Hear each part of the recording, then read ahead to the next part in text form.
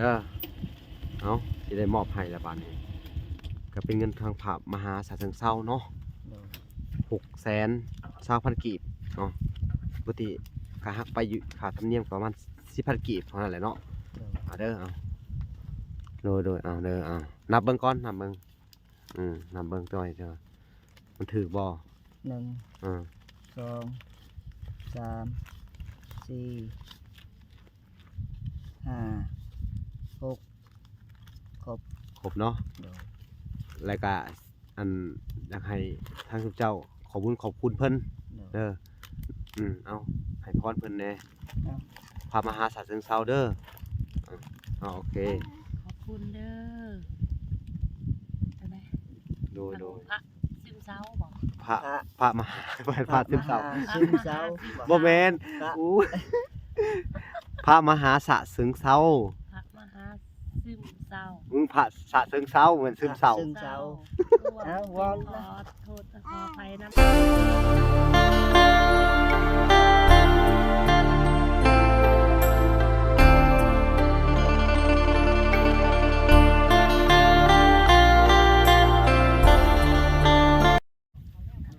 โอเคนะทุกคนกราบสบายดีอีกครั้งหนึ่งเนาะกราบสบายดีพ่อแม่พี่น้องเพื่อนทุกคนเนาะกันยินดีเข้าสู่ช่อง YouTube เป่าหลาสายบุญคุณธรรมคือเก่าเส้นเคยนะทุกคนเนาะทักทายสบายดี FC ทางฝั่งไทยและ FC ทางฝั่งลาวและ FC ต่างประเทศนำเด้อพี่น้องเนาะและก็สบายดีทางพ่อแม่อยู่ทางเมืองนอกเมืองนาพี่น้องเนาะที่รับชมเบาหลาอยู่เนาะมื้อนี้ก็เฮาก็ยังจะอยู่ในบ้านในเฮือนของไอ้แก้วพี่น้องเนาะตอนนี้เพิ่นก็ได้มาหลบแดดหลบฝนในห่มไม้นี่แหละพี่น้องเฮาก็จะได้ไปบอกข่าวดีเพิ่นเรื่องเงินเล็กๆน้อยๆพี่น้องสำหรับผู้มีเงินเนาะเล็กน้อยๆแต่ว่าสำหรับชุมเพิ่นแล้วก็มันเป็นเงินจำนวนหลายพี่น้องเนาะก็คือว่า 1,000 บาทเนาะก็สำหรับผู้ใหญ่ใจดีทางประเทศไทยพี่น้องเพิ่นก็เป็นพระมหาฉะเชิงเทราพี่น้องที่เป็นพระมหาที่คอยเบิ่งคลิปบ่ล่ะแล้วก็คอยช่วยเหลือมาตลอดพี่น้องก็ต้องขอบคุณเพิ่นเนาะก็ขอให้เพิ่นจงอยู่ดีมีแห้งหายเจ็บหายไข้หายพยาธิโรคคาพี่น้องความเจ็บอย่าได้ความไข้อย่ามีพี่น้องสาธุเนาะขอให้เพิ่นสุขอนามัยที่แข็งแรงเนาะปรารถนาสิ่งใดขอให้ได้สิ่งนั้นสมดังหวังพี่น้องสาธุเนาะก่อนอื่นเบิดบ่ล่ะก็จะได้ไปบอกข่าวดีเพิ่นแล้วก็พาเพิ่นไปเลาะเบิ่งข้าวพี่น้องกะจุดประสงค์กะคือสิอยากให้เพิ่นซื้อข้าวน้ำแน่แหละพี่น้องเพราะข้าวกินเพิ่นกะใกล้สิเบิดแล้วล่ะเนาะที่จริงกะจุดประสงค์ของพระมหากะเพิ่นกะให้เอาเป็นเงินสดพี่น้องเนาะก็คือว่าเพิ่นว่าเอาให้เขาเบิดเลยโลดเด้อเพิ่นว่าเนาะในบ่ล่ะก็จะได้มอบให้เบิดเลยแล้วก็สิให้พาเพิ่นไปซื้อข้าวนำหั่นแหละพี่น้องถ้าเก็บไว้มันกะถ้าขาดข้าวก็มันกะยากอยู่พี่น้องเพราะว่าข้าวสารเนาะมันเป็นอีหยังที่เป็นอาหารหลักกับว่าแม่นเฮาต้องกินคู่มื้อพี่น้องเนาะก็คือสำคัญสุดแหละตรงนี้เนาะอย่างน้อยเฮาก็ต้องมีข้าวก่อนสิไปหานั่นหานี่หาอยู่หากินพี่น้องก็ต้องมีข้าวมานำหน้าเนาะโอเคเว้าล่ะก็สิได้เข้าไปสอบถามแล้วก็เข้าไปเบิ่งเพิ่นอีกครั้งนึงเนาะโอเคไปไปพบเพิ่นเลยพี่น้องโอเคก็ตัดภาพมาอยู่ทั้งไอ้แก้วกับเอ้ยวันเนาะพี่น้องนี่ก็อยู่กันหลบแดดเพิ่นว่าเนาะอากาศก็ร้อนเนาะสบายดีเด้อสบายดีอะเดียวสบายดีสบายดีก่อนนมก่อนสบายดีสบายดีลูกสบายดีเร็วๆลูกสบายดีข้างหลังงอแงพี่น้องเนาะกินน้ำบ่ลูกแม่ตักน้ำมามั้งอแงมื้อนี้ก็มาสอบถามว่ากินข้าวเช้ากับหยังนะได้ไอ้หยังซุปปักติ้วดอกปักติ้วกับปลาทูซุปดอกปักติ้วกับปลาทูโดยกินเป็นบ่โดยแซ่บบ่แซ่บเคยเฮ็ดกินประจำเนาะโดยเคยเฮ็ดกินประจำมาล่ะบ่มีกับข้าวนะไปหาทั้งได้กับบ่มีบ่ได้เนาะเอาเก็บดอกมันมาซุปนั่นแหละผู้ลงคนกับเขาถามว่าเคยกินอยู่บ่จะเคยกิน โดย แต่บางคนก็ว่ากินกับลาบกับก้อยนะ นะ โดย ผักติ้วนี่มันมีประโยชน์หลายได้ โดย คล้ายๆคือว่าแบบสมมุติแบบใบมันเนาะ โดย ใส่ต้มใส่แกงเนาะ โดย ใส่ต้มใส่แกงเฮ็ดแกงนั่นแกงนี่เนาะ โดยต้ม แกงปูแกงปลาต้มใส่อึ่งเนาะ โดย แกงใส่ ต้ม ไก่ก็ได้ แกงใส่ไก่แกงใส่หยังผักติ้วที่เวลาเฮาต้มเข้าไปปุ๊บเนาะพี่น้องใบมันเวลาเฮามาเคี่ยวมันสิออกนุ่มนวลเนาะ โดย ออกสีส้มๆเนาะพี่น้องก็คือขาคาวไปในตัวเลยนะพี่น้องเอ้ยเนาะเป็นผักติ้วนี่มีประโยชน์หลายอย่าง แต่ว่าทางเฮานี่ผักติ้วหลายขนาดเลยเต็มป่าเต็มดงเนาะ โดย โดย ยามนี่ดอกมันออกพี่น้องเอ้ยสำดอกซากุระเนาะงามๆพี่น้องเอ้ย เนาะ อืมเป็นได้อาการน่ะยังไออยู่เนาะ โดย กินเบิดละบ่ยาหรืออะไร ยั ยัง ง นั่นแหละกินยาไปเรื่อยๆเนาะแต่ผู้ กิน ว่าก็กินยากับบ่เศร้าให้ไอดัก โดย ตอนนี้มันเป็นอันนี้น่ะ อืม มันหายเอง อืม มีแต่คนอื่นก็แทบนี่ แบบเดียวกันเลย โดย แบบเดียวกันเลย มีแต่ก็ว่าเดี๋ยวมันก็เศร้าเองดอกกินยาก็กินก็ว่าเสียเงินเปล่าๆเนาะ บอกง่ายๆเด้อ นี่พี่น้องเอ้ยเนาะกะอาการเป็นไข้เป็นหนาวนี่กะช่วงนี้อากาศเปลี่ยนแปลงเนาะ โดย บางมื้อก็ฝนตกพี่น้องอากาศเย็นมาบางมื้อก็ร้อนแห้งคือว่าสิเนาะ โดย ถ้าร้อนแห้งมันสิฝนสิตกเลยเนาะปกตินี่เนาะอยู่จนบ่ได้เนาะ แม่ เพื่อนน้อยนี่มันอบเนาะมันถึกสังกะสีแล้วมันอบพี่น้องเอ้ยนี่ก็เป็นอหยังที่อยู่บ่ได้เนาะ มันฮอน มันร้อนแห้งอยู่ บัดนี้สัง แด สี ด เฮา มัน ก็ แห้งเนาะ แม่นโดยเอ้านั่งดีๆแก้ว ต้นไม้นั่นแหละ มันอ่ เอา อนจักกะซี่กับปานนั้น อืม นอนแต่ยามกลางคืนโดย มาอากาศมันเย็นจ้ะ เออได้กินข้าวเที่ยงแล้วบ่นี่ ยัง ยังบ่ได้ ยังเลย โดย อืมนะยังเนาะยังบ่ทันได้กินข้าวเที่ยงอ่ะ โดย ยังบ่ทันได้กินข้าวเที่ยงก็คือว่าเห็นสาวบุญมา โดย เพิ่นซื้อหยังแหน่มาฝาก ซื้อขนมซื้อ ปิ้งไก่ ปิ้งไก่ โอ้ ยั ซื้ ง อ ไงวะ มาฝาก ซื้อ โด มาย ฝาก โดย เพิ่น โดย ซื้อปิ้ง เนาะอืมก็อันขออนุญาตถามหน่อยหนึงเนาะ โดย เกี่ยวกับอันการหาอยู่หากินของทุกเจ้านี่แหละเนาะ โดย เออ คือว่าอันมันมีหวยบ่จะบอกจังได๋ มันมีเช มีเซ โดย และยามนี่จะว่าว่าหยังนะมันมีปลา มีกุ้งหลายบ่ แม่ โด และ ย เจ้าว่า โดยนะเห็นเขาไปสอนแล้วได้หลายบ่ โดย เขาได้ละเจ้าเขาเจ้าได้ไปขาย ได้ไปขายอีก โดย อ๋อ กุ้ง กุ้งและกับปลา ปลาเนี่ยงปลาน้อยน่ะนะ ปลา พวก น้ ป อ ลาย คือมอง พ เด้ วก ง ปลา เจ้า กับ ใส่ กับ ม ค อ อง ง โอ้อยากได้มองบ่ อยากได้ อยากได้มองกับหยังแน่นะอยากได้มองก็อยากได้หยังแน่ นักสอนก็อยากได้แล้วอยากไปสอน เออ ไปหากิน แม่นแหละเพราะได้ไปหากินเลี้ยงลูกเลี้ยงเต้า ได้ เนาะ มองนี่เฮาได้กินปลาเขาว่าได้หลายบอกกับพอ ก็ได้กิน ก็ประมาณ10โตเนาะก็บ่ขาดละ อ่า มื้อหนึงพอได้คนแล้ว โดย โดย แต่ว่าดังสอนนี่มันสิได้กุ้งได้ปลาน้อยปลาใหญ่เนาะ โดย อยากได้ดังสอนเนาะ โดย อยากได้ ดังสอนเนาะพี่น้องเอ้ยจังว่าพี่น้องเอ้ยจักสิว่าแนวใดอีกเนาะเอ้าพี่น้องเอ้ยทางบ่แก้วเพิ่นก็อยากได้ดังสอนบัดนี้เดี๋ยวพังเบิ่งงบเด้อค่ะมันมีเด้อสิได้ซื้อให้ถ้าบ่มีก็อันยาเพราะว่างบของเฮานี่ก็คือ โดย ส่วนหลายก็ไปซอยอันเฮ็ดเฮือนให้เจ้าเด้อ โดย มันก็สิบ่มีในงบในเรื่องของแบบนี้เนาะ โดยแม่น เอาพี่น้องเอ้ยก็ไผพอที่อยากอันสนับสนุนเพิ่นเนาะ โดย เป็นอันการอันสุกยู่เพิ่นหาอยู่หากินกะไอสามารถอันมองง่ายๆกะสนับสนุนเพิ่นได้พี่น้องเอ้ยเนาะก็คือเป็นการซื้อซอนดังซอนเนาะซื้อมองพอได้ใส่ให้ลูกให้เต้ากินได้มื้อหน้ามื้อในกะบ่ละก็ยินดีพี่น้องเอ้ยยินดีที่เป็นสะพานบุญให้คือเก่าพี่น้องเอ้ยกะในส่วนนี้เพิ่นกะขาดอะไรเนาะคือในสิ่งที่เฮาบ่มีเนาะ โดยแม่น ขาดเหลือคือเฮาอยากได้ โดย อืม เอาไปอีกอ่ะ บ่สิ่งที่อยากได้แห้งพี่น้องไง โดย อืม มองและอยากได้ อืมเนาะคือ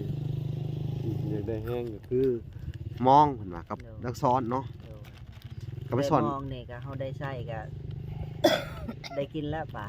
อืม ก็บ่ได้หลายดอกเพอ10โตเลย20โตก็ได้กินแล้ว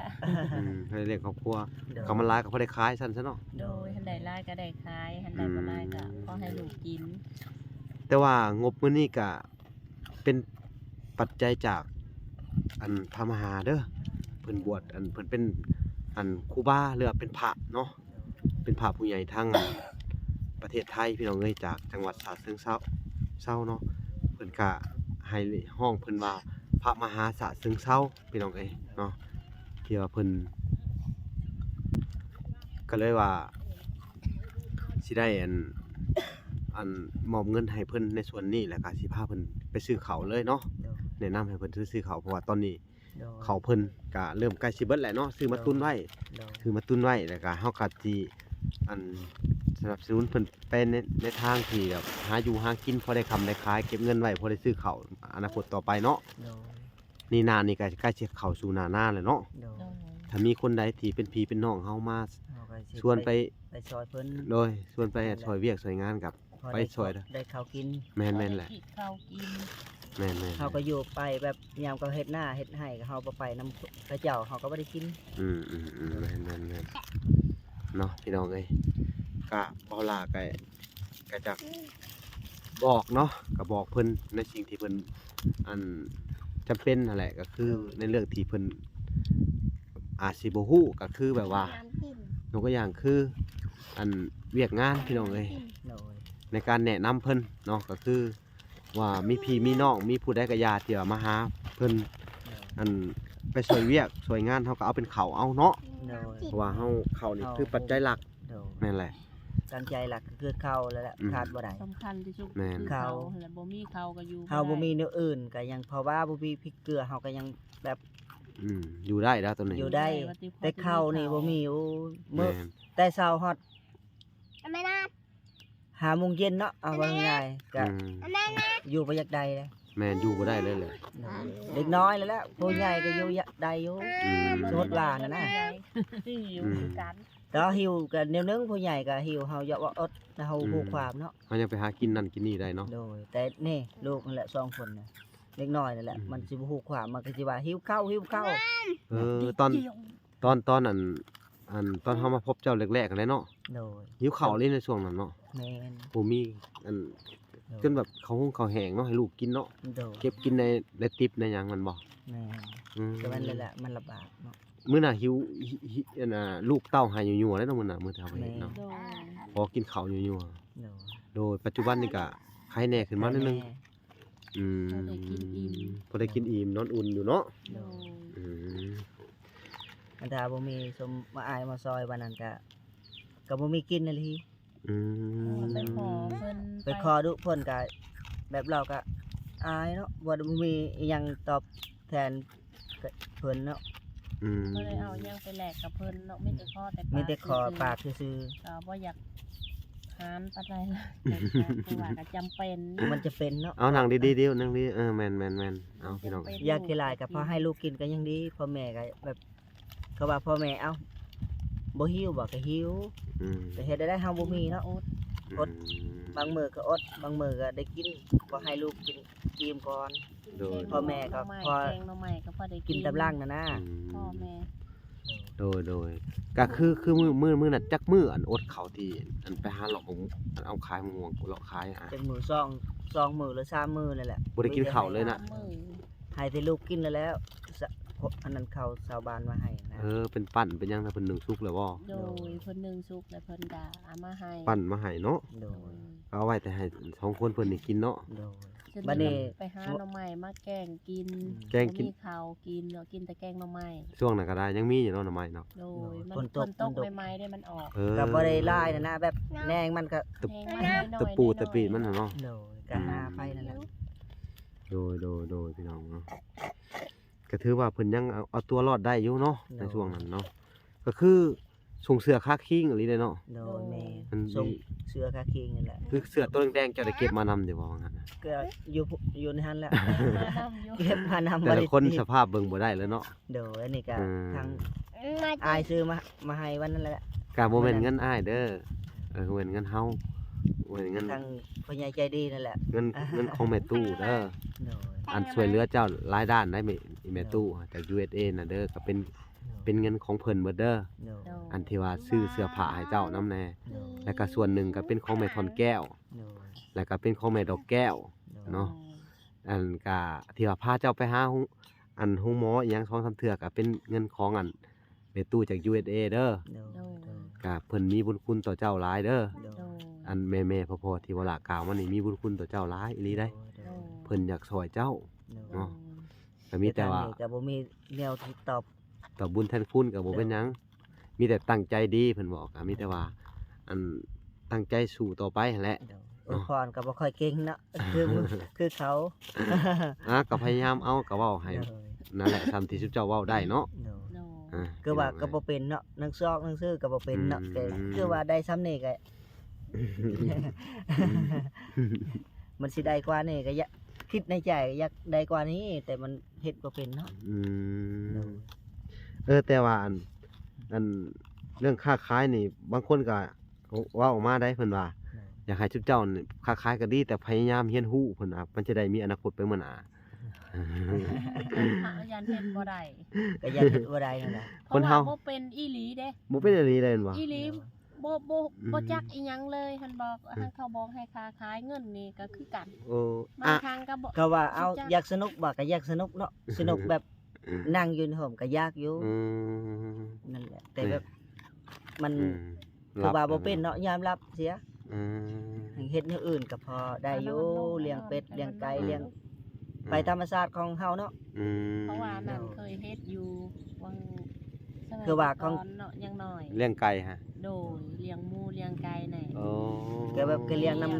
ำเขาเจ้านั่นแหล้ว โดย เพราะว่าของเจ้าของเองน่ะนะ อืม ตอนนั้นพ่อแม่ย่างเนาะก็สำว่าเพิ่นซื้อก็เลี้ยง อืม เกลือ ตำเขาตำเอาได้เขาแล้ว ตะ ก็ กี้ อืม พัดอาหารไว้ อืม เอาไว้ให้หมูให้ไก่กิน อืม แต่แบบคอขายก็แบบบ่ค่อยอยากอันนั้นดอก มันบ่เป็นลีเนาะ บ่เป็นอีหลีบ่แน ก็ยอมรับ บ่เป็น เฮาไล่เลขนี่ฮอดอันบ่ฮอด100อยู่บ่ ให้ท่านนับกี่เป็น นับได้บ่ นับได้ อันนี้บ่ฮอดร้อย อันลองนับดูเอาลองนับดูเอาจาก1หา20สิได้บ่ ได้ ลองนับให้เบิ่งดู 1 2 3 4 5 6 7 8 9 10 11 12 13 14 15 16 17 18 19 20 21 22 23 24 25 26 27 28 29 30 31 32 33 34 35 36 37 38 39 40 41 42 43 44 45 46 47 48 49 50 51 52 53 54 55 56 57 58 59 60 61 62 63 64 65 66 67 68 69 70 71 72 73 74 75 76 76 78 79 80 81 82 83 84 85 86 88 89 100 อันนี้นำบ่เป็น เท่าไหร่วะ 89ว่าสิ100 88 89 90 เออ โอ้ยบ่เป็นอันนี้ได้พี่น้องเอ้าบัดนี้อันเมียเจ้าลองนับดูนับ บ่นับบ่เป็น ลองนับดูนับ1ดูเอาเจ้านับลองดู1ถึง20เอา ค่อยๆนับแต่ว่า เออ ฮอดเช้า ลองนับดูเอา โอ้ 90 80 ก็ต้อง 90ก็เนาะ จะไปอัน89ว่า100 เออ เคยมาแต่ไส บอกว่าเป็นบ่เป็นอีหลีได้บ่ได้ตัวใส่อายได้บ่เป็นอีหลี บ่เป็นอันนี้พี่น้องของเจ้าลองนับดูเอานับลิ้น บ่ ดู แห่งนับที่ฮอดถึงเช้าก็ยังสิบ่เป็น จะลองนับดูเอานับดู1ก็นับ1เอานับตั้งใจเอานับ นั่นน่ะ เอาก็1ฮอด10บ่ว่าบ่เป็น 1เอาดู 1 2 3 4 5 6 7 8 9 10 11 12 13 14 15 16 17 18 19 ก็ซาบ่แม่นยี 20ก็ได้20นั่นแหละแล้วก็ซาแล้วมีหยังต่อด้วย ตอบบ่เป็น ต่อไปเลยลองดูซาแล้วก็21จังซี่เอา บ่เป็น บ่เป็น บ่เป็นเพี ได้ ยง แต่ นี่แหละ ตั้งแต่เช้าฮะ โดย แล้ว มันก็นับบ่เป็น นี่แหละพี่น้องอันเหตุผลที่ชวนค้าขายบ่ได้เนาะ แม่ โดย โอ้โหเหนื่อยน้ำเด้เอ้า ก็ โอ้ยเนาะ บ่แม่นว่าเว้าตัวได้อีหลีบ่เป็นอีหลี ตัวกอตัวหยังนี่เป็นบ่สละหยัง ก็บ่ได้เข้าโรงเรียน แม่ เนาะ แต่เขียนยังบ่เป็นเลย อืม แต่ก่อนก็เข้าอยู่ เรียนชื่อเจ้าของก็บ่เป็น โรงเรียน แต่อยังน้อยก็บ่ได้ตั้งใจเรียนเนาะ แต่คืออันวันนี่แทบจะบ่ได้เข้าโรงเรียนเลยเนาะ บ่ได้เข้าเลย อืม เพราะว่าใหญ่มากก็ แต่ เลี้ หั ย ง งน้องเลี้ยง แบบเขา หมู่ เขียนตัวเลขมันก็ว่าเลขหยังเลขหยังก็มันก็ถามนี่ตอบได้ ครอบครัวคอยกันลำบากคือกัน เนาะ อืม จนแซ่บสิบ่มีข้าวกินพ่อแม่ก็บ่มีมูลมันอิหยัง แล้วก็ตายไปเบิดเลยมื้อ แล้วก็ เนาะ ตายแล้วนี่ก็เลี้ยงน้อง เจ้าฮะ เลี้ยงน้องโดยไปหาข้าวหาน้ำให้น้องกินน้อง2 คน แล้วเพิ่นอยู่ในไสปัจจุบันนี่น้อง ปัจจุบันนี่เพิ่น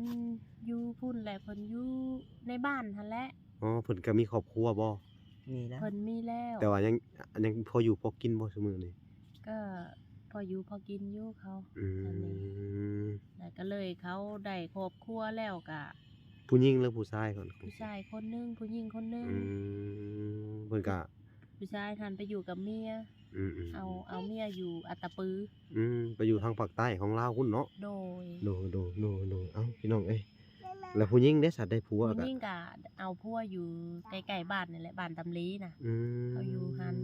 แต่ว่าเขาได้ครอบครัวแล้วอันนี่ก็เลย อืม มาพ้อกันกับไอ้นี่ไอ้แก้ว โด พากันมีครอบครัวเมื่อแล้วก็แยกย้ายไป ไปไทยเนาะ โดย อืมจะไทยกับสูบบุหรี่คือว่าแหละพี่น้องเอ้ย เนาะ โดย เนาะ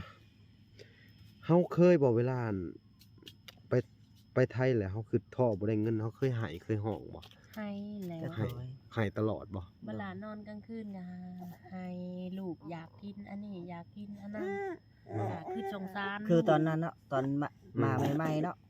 นี่แหละเป็นไข่จนห้องไห้เนาะบัดนี้จักสิไปเอาเงินไทยน่ะซื้อยาให้ลูกกิน อืม บัดนี้พันกีบมันก็บ่มีเลยเด้ มัน แล้วเจ้าเฮ็ดได้ใด บ่มีหา ก็นั่งให้ นั่งให้ แหละมัน หายเลยบ่ ให้นั่นแหละให้ โอ้ลูกโอ้ อ๋อ อีหยัง บัดนี้ทางนี้ก็ อันหยังลูก มันบ่สบายทั้ง ทั้งเจ็บท้อง อืม มันสบายนอนอยู่ในเรือน ก็บ่มีแนวเฮ็ดเนาะจักสิไปยืมเงินไผ อืม ให้ยืมได้เงินเขาก็เจ้า สิบ่มีเงินคืน บ่มีงานเฮ็ดอีก ดู จักสิไปหาทางใด ตอนมาใหม่ๆนะ โด โดย แล้วก็เลย ก็ อ ส ยู่ มว่าสิซื้อยอกซื้อยาให้ลูก อยู่ไปจักมื้อจังมาพบซุมเฮานี่จังได้ไปเลาะขายมะม่วง ก็ฮอดบ่เดือนบ่ฮอดนะ 2 เดือน แล้วก็2เดือน และ แค่นั้น ระยะ2 เดือนเนี่ยเฮาไปอยู่ป่าบ่หรืออยู่ในไสอยู่ในดงบ่เลย โดย อยู่แถบดงนั่นแหละแต่ก่อน ไปอยู่ในเถียงนาเขานะ โค อยู่ ก เถียงนาเขาเจ้านั่นแหละ แล้วจังหวะได้ออกย้ายออกมาอยู่ในบ้านนี่บ่ โดย แล้วก็เลยเพิ่นว่าเอาผ้าผ้าตั้งให้อิหยังนี่นะ โดย แล้วก็ย้ายออกมาอยู่ในมันกกอันอิหยังกกไม้ใหญ่ที่เราไปเห็นน่ะเนาะ เอ้ย มาพอกว่า มักพอก จังไรกะหมุ้ยข้าวกินได้30 มื้อจังตัดสินใจเอาหมวกไปเลาะเบิ่ง โดย โอ้ เขาก็บ่อยากซื้อแล้วเนาะมังม่วง มังม่วงมันก็ เพ อึ ราะ ด ว่า เนาะ ยามนี้มังม่วงมันหลาย มันเฮาคิดจะได้มื้อนั้นนะ จักได้คิดเนาะมันไปแล้วตามเฮาเนาะ ตามภาษามันบ่ ตาม มี ภา เลย ษาบ่มีแล้วแหละ บ่มีกินแล้วก็ไปจำเป็นแล้ว จะเป็นแล้วลูกก็ให้ห้องเนาะ เขา อืม ข้าเจ้ากับข้าเจ้าบ่ค่อยมีเขาวกินคือกันแหละบ้าน ข้อ นั้น ข้อคุมือครับ อายเพิ่น อายเพิ่น เพิ่นก็ให้ เกรงใจเลย น้อย โดย เนาะ ไปให้ลูกกิน อืมเอากะยาและบัดนี้เนาะกะเรื่องเก่าพี่น้องเอ้ยกะต้องขอโทษขออภัยที่มาเล่าเพราะว่ามันกะบ่เล่ามันก็ลืมไปแล้วนะ แต่ก็อย่ามันอัน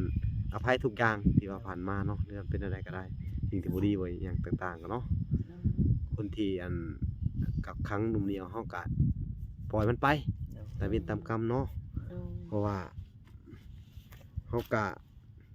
บ่สามารถเอาผิดเพิ่นได้เพราะว่าเฮาเป็นคนลาวคนต่างดาวเนาะบ่มีวงมีวัดและเจ้าก็บ่จือบ่อนอยู่บ่อนอาศัยก็อย่ามันก็ปล่อยไปเลยอย่ามันแหละเนาะเพราะแต่เฮามีชีวิตรอดกลับมาเนาะ โดย เนาะก็ยังดีอยู่ก็มีแต่ตั้งใจสู้ต่อไปเนาะอืมแล้วก็ในส่วนของเงินนั่นแหละ อันทางบลาก็จะได้ให้เพิ่นแล้วก็คลิปต่อไปก็สิพาเพิ่นไปเลาะเมืองเขาเนาะไปเลาะเมืองเขาพี่น้องเอ้ยทางพาทางบ่แก้วไปเลาะเมืองเขาก็ให้แดดมันอ่อนๆนิดนึงเนาะหรือใดๆเมื่อสิไปตอนนี้ก็ จบคลิปนี้นี่ก็ไปก็ได้เนาะ ก็ได้แล้วโดย เดี๋ยวเฮาสิมอบให้เงินให้เด้อ โดย จำนวนเงินมันก็สิถูกอยู่ 600,000 เด้อ โดย 600,000อ่ะกับอีกอัน20,000กีบนี่แหละเพราะว่าค่านะเขาจะเอา20บาท โดย ค่าบัญชีทางบ่ลาก็อันต้องจ่ายค่าบัญชีเขาพี่น้องเอ้ย โดย ค่าโอนว่าซั่นซะเนาะ 620,000กีบพี่น้องเอ้ย โดย บ่ลาก็ได้สิได้จ่ายให้เพิ่นปึ๊บแล้วก็สิได้ให้เพิ่นขอบคุณทางพระมหาเนาะแล้วก็จะคลิปต่อไปก็สิได้พาเพิ่นไปเบิ่งข่าวสารแต่ละห้องแต่ละบอนเนาะ โดย แต่ละบอนแต่ละห้องสีพี่น้องเอ้ย เอาเด้อให้มันนอนนะ โอ้ย ให้มัน นะ นอนนี่ติดเจ้านะ มีหยังขาวๆนะในจมูกก็มีกระเช็ดให้เพิ่นแหน่เอ้าโอ้ยเนาะ เอาเด้อขอโทษขออภัยเด้อ อืม ขนาดอยู่ให้เนาะได้กินแต่ขนมอันนี้ก็อยากนอนคือกันเอา เอาพากันไปนุ่งไปนอนเดี๋ยวสิมอบเงินให้ก่อนเอาเดี๋ยวเราสิได้มอบเงินให้ก่อนเด้ออันนี้ก็เป็นเงินพระมหาศาสตร์เชิงเซาเด้อ โดย พระมหาอยู่ทางจังหวัดฉะเชิงเทราเพิ่นเห็นแล้วก็เพิ่นสงสารว่าซั่นซะพี่น้องเอ้ยเนาะก็เป็นอันจำนวนเงินอยู่นี่แหละอ่ะมันแดดลูก พี่น้องเอ้ยจังได๋ก็มีแต่ว่าจะได้ให้เพิ่นไปก่อนพี่น้องเอ้ยเอาเด้อ โดย อันน่ะสิกอมลูกนอนเนาะบ่เป็นหยังเนาะ เอ้า ซื่อๆดึงเสื้อให้นอน เอาพี่น้องเอ้ยจำเป็นแล้วล่ะสิว่าจังไดเนาะ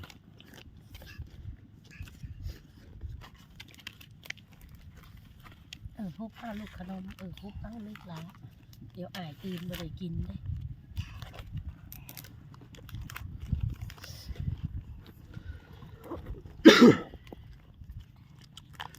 ไอคือกันพี่น้องเอ้ยเวลาก็จะมอบเงินในจำนวนของพระมหาศาสตร์เชิงเซาให้เพิ่นเนาะแล้วก็จะได้ชวนเพิ่นอันไปซื้อข้าวไว้เนาะเพอมันก็ยังเหลือบ่หลายแม่นบ่ โดย เพราะว่าอันนี้คือก็ต้องจะเป็นต้องกินต่อไปพี่น้องเอ้ยเนาะ1 2 3 นี่ตัว สี่ แปลกจริง เอานี่ 6แสนพี่น้องเอ้ย6แสนกับ5,000กีบพี่น้องเอ้ยได้ราคาอัน กิน ธรรมเนียมพี่น้องเอ้ยเนาะก็อยู่ราคาธรรมเนียมนั่นแหละพี่น้องเอ้ย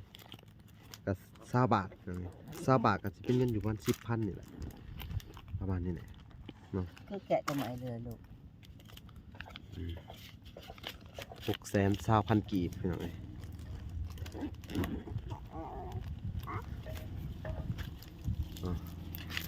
เอานี่มาเบิด2คนเลยเข้ามาตบขา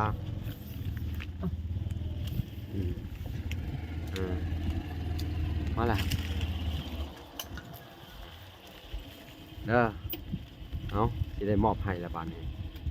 ก็เป็นเงินทางพระมหาศาสตร์เชิงเซาเนาะ โดย 620,000กีบเนาะปกติค่าหักไปอยู่ค่าธรรมเนียมประมาณ10,000กีบเท่านั้นแหละเนาะ โดย เอาเด้อเอาโดยเอาเด้อเอานับเบิ่งก่อนนับเบิ่งนับเบิ่งตัวให้เด้อมันถูกบ่ 1 อ่า 2 3 4 5 6ครบ ครบเนาะ โดย แล้วก็อันอยากให้ทางเจ้าขอบคุณเพิ่น โดย เด้อเอาให้พรเพิ่นแหน่ เอา พระมหาศาสตร์เชิงเซาเด้อโอเค ขอบคุณเด้อเอาไหม โดย พระซึมเศร้าบอก พระมหาพระซึมเศร้า ซึมเศร้า บ่แม่น พระ อู้พระมหาศาสตร์เชิงเซา พระมหาซึมเศร้า พระศาสตร์เชิงเซาเหมือนซึมเศร้า ซึมเศร้า เอาว ว อ อน นะ ขอโทษขออภัยน้ำเด้อ พระมหาศาสตร์เชิงเซาพระมหาศาสตร์เชิงเซา พระมหาศาสตร์ซึ่ง สะเชิงเซา สะซึ่งเศร้า เป็นพระซึมเศร้าโอ้ยตายแล้ว ขอโทษขออภัยเด้อเอาเว้าติพระก็พอแล้ว เอาโอเคเอาว่าแต่พระมันเอาขอบ คุณเพิ่นเด้อ ขอบคุณ เด้อพระอาจารย์เอ้ย นั่นแหละ เอ้ยชื่อบ่เป็นนะ ลูกหลาน ที่ฝากเงินมาให้ ที่พัก เงินมาให้ โดย ขอให้อยู่ดีมีแห้งเด้อ โดย คม ความเจ็บ อย่าได้ อย่าได้ความ คมไข่อย่าให้มีเด้อพระอาจารย์เอ้ย โดยโดย ทางนี้ก็เอ้ยซื้อบ่เป็น โดยโดยโด มี ย แต่เอิ้นพระอาจารย์นั่นแหละ โดยโดยเอาบ่เป็นหยังบ่เป็นหยังเนาะก็เพิ่นก็ได้รับชมอยู่ดอกเพิ่นก็สิเบิ่งอยู่ดอกเนาะก็ต้องขอบคุญขอบคุณเพิ่นพี่น้องเอ้ยทาง ข อั อน บคุณเด้อได้เด้อพระอาจารย์เอ้ย โดย เอ้ยซื้อบ่เป็น นั่นแหละ ให้อยู่ดีไม่แห้งอย่าให้เจ็บอย่าให้ไข้เด้อให้อายุขวัญยืนเด้อสา สุ ธุ ขภาพแห้ง เอาโอเคโอเคโอเคเนาะพี่น้องเนาะ เออ ว่าละก็สิได้อัน จบคลิปก่อนเพราะพี่น้องว่าทางเพิ่นก็อาจสิขอบคุณบ่เก่งหรือว่าบ่เป็นแน่ก็ต้องขอโทษขออภัยขอหน้าที่นี้เนาะพี่น้อง ก็ถือว่าทางครอบครัวเพิ่นก็หัดเว้าอยู่แต่ว่าเว้าบ่คล่องพี่น้องเอ้ยก็ต้องขอโทษขออภัยเนาะก็ถือว่าเวลาก็บ่มีหยังสิตอบบุญแทนคุณทั้งอันน่ะ FC ทุกๆท่านและผู้ใหญ่ใจดีทุกๆท่านเนาะแล้วก็ทางครอบครัวเพิ่นก็บ่มีหยังสิตอบแทนบุญคุณเนาะก็มีแต่คำอวยชัยให้พรพี่น้องเอ้ยเนาะก็มีแต่ว่าความเจ็บอย่าได้ความไข้อย่ามีเด้ออายุมันควรยืนสาธุเนาะเอ้าบ่มีหยังหลายคลิปนี้ก็สิได้จบก่อนเนาะ แต่เพียงเท่านี้พี่น้องเอ้ยพอกันใหม่คลิปหน้าเนาะคลิปหน้านี่คือบ่ล่ะก็จะได้พาเพิ่นไปสอบถามเมืองเขาเนาะถ้าได้เฮาก็สิซื้อเลยในจำนวนเงินเท่านี้เนาะโอเคพอกันใหม่คลิปหน้าพี่น้องเอ้ยบ๊ายบายสบายดีเด้อสบายดี